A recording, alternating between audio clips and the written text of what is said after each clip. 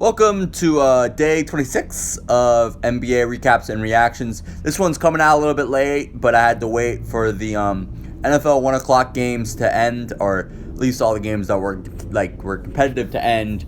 And now it's gonna be uploaded now. You're gonna see it now. So it's like 2 hours late, but whatever. Let's get into a quick little recap of this game before I go into my reactions to it.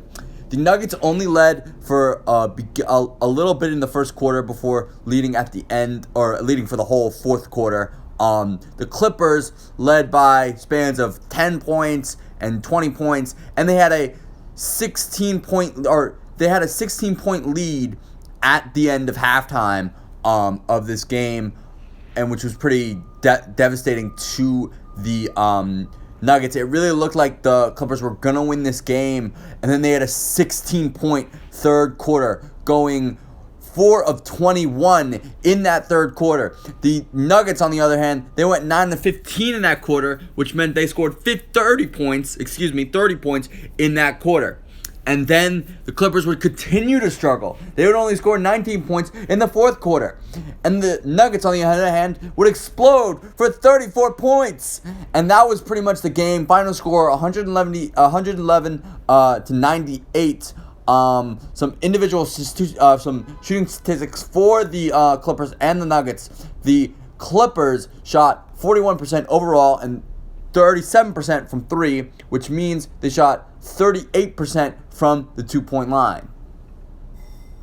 While on the other hand, the Nuggets shot 54%, which means they shot 54% from the field overall, 48% from three, and 57% overall from 57% from the 2-point line. Now, what did I think about this game? Nikola Jokic had a really good game.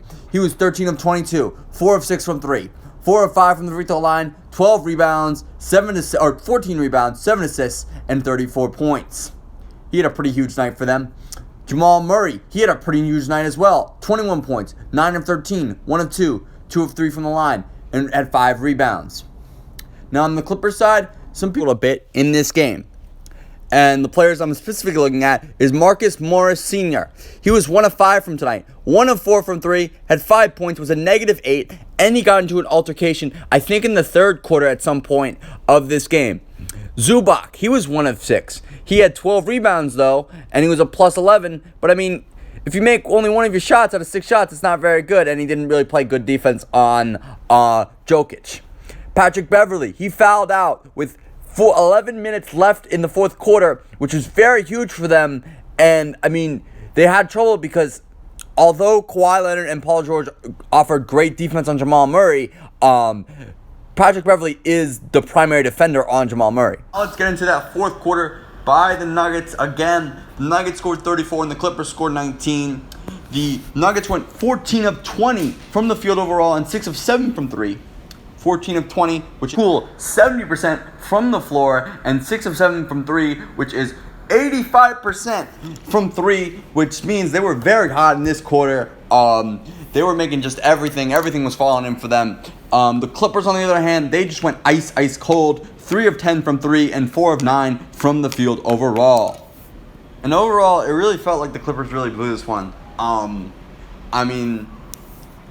They're 0-7 now in games that they're supposed to go, or clinching games that gets them to the Western Conference Finals. That doesn't really have to do with anything, but I feel like this is an interesting statistic. The Clippers kind of blew this one. It seemed like they were just going to take over at halftime and win this game, but the Nuggets came storming back, and I don't really know what's going to happen next. Game 7, anything could happen. Before I go, another statistic. Gary Harris, he was 5'11", he was key in the victory tonight. 2 of 4, 4 of 6 from 3, and he had 16 points, and it was a +9 on the plus minus scale.